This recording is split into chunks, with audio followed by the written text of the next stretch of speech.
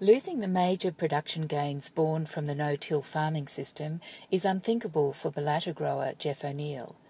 He is tackling herbicide resistance head-on with on-farm practices and welcomes Grdc funding into the issue.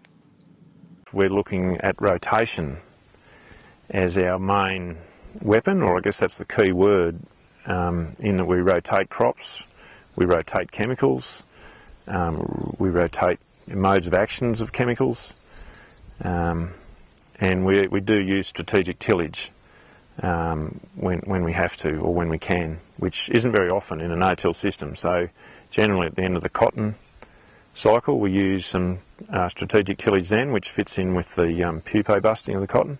We still use a lot of glyphosate, but we do consider if there's an alternative and can we do it some other way.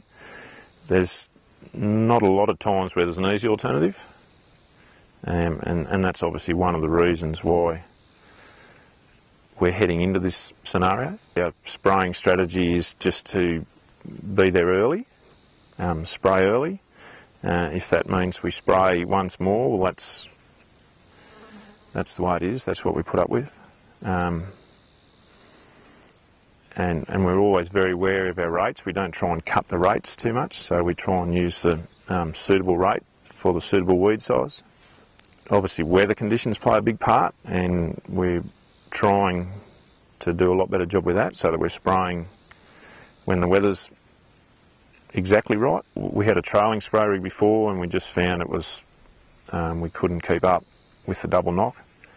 The self-propelled spray rig has made that possible, and that seems to work pretty well. The self-propelled spray rig, we can spray at 30 to 35 k's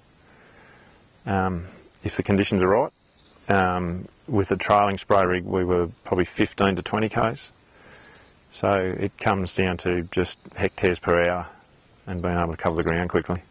To go back to a conventional tillage system is just not possible.